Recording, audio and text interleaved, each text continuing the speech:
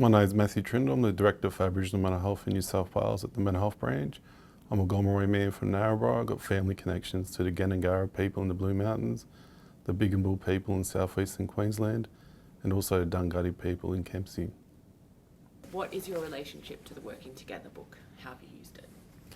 I've had a long-standing relationship with the Working Together book. I think when I first commenced in mental health as a trainee Aboriginal mental health worker in New South Wales, at that time we had the first iteration, so as a part of our traineeship, and that book pretty much followed me throughout my whole journey in mental health. So as a trainee, it was my Bible. It was the most practical thing I did have, but also it was such a comprehensive resource that I referenced it for all my university. It was such a practical tool that I used throughout my traineeship, and I think being able to apply that theoretical lens that's in the book to a practical operational level is actually very invaluable. So I found that to be the most practical resource that I did have and encountered throughout my whole journey when it came to mental health, and I still carry it with me today. If you had to describe the book to someone who's never used it, what would you say?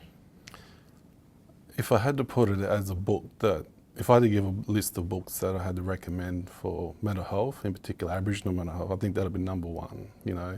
Psychiatry, they refer to diagnostical, statistical manuals, resources, etc. And I think this is our equivalent. So, if you put Aboriginal mental health into context and looking at a resource in particular, this is one book that I would suggest. Like, it's the most practical resource available, but it looks at the whole lifespan, the whole social and emotional wellbeing domains, but also the holistic views on how Aboriginal mental health is viewed in the community, and in particular the importance of culture. So I think that's probably the main elements when it comes to the resource itself, that it is driven by culture and First Nations perspectives.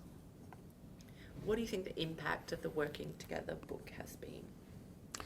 Well, I think the fact that we've got two resources now, like the first version, like I'd seen that when I first started my traineeship, and to actually see it progress to a second version, and the subject matter expertise at a national level, state and local, being able to come together and develop a comprehensive resource that covers all aspects of mental health. And thinking about it from my perspective, that our program in New South Wales is referenced in that book, in particular around a gold standard for Aboriginal mental health workforce development. That's always something you can hang your hat on to say this is the importance of the framework, but in particular the importance of supporting the work that we're doing to achieve better outcomes for our community.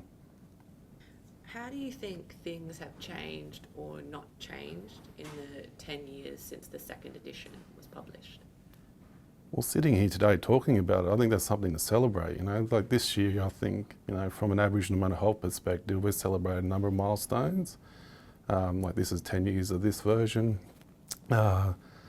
Aboriginal mental health workforce development enduring program, which is referenced in the book, it celebrated its 30-year milestone this year. So, it's about celebrating significant events, but in particular the importance of these types of resources, which will, supersede my career in mental health and, probably outlive all of us. So I think, if it came back in another 30 years' time, that this book will be still relevant to those in the future. So, that's the importance of getting the right context, but also the right people in the room to develop a resource, but something that's so comprehensive that you can pick it up today and it'll still be relevant in 30 years' time.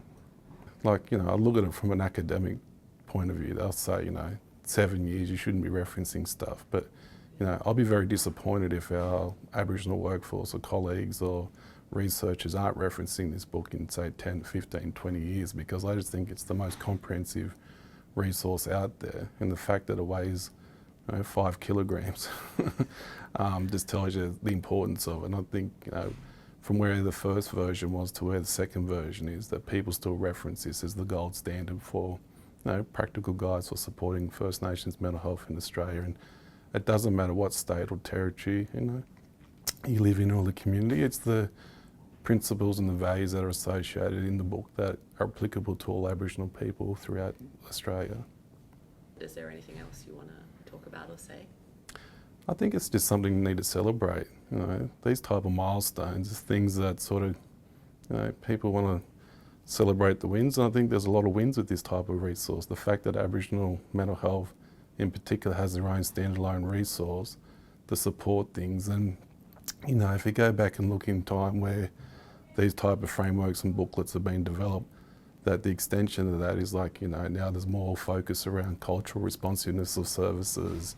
You know, a lot of the peak bodies now endorse, you know, specific frameworks that are part of their own health professional groups. I think, you know, there's a bigger focus in how it sits at a policy level and why it might be more practical for, you know, service providers, clinicians or workforce.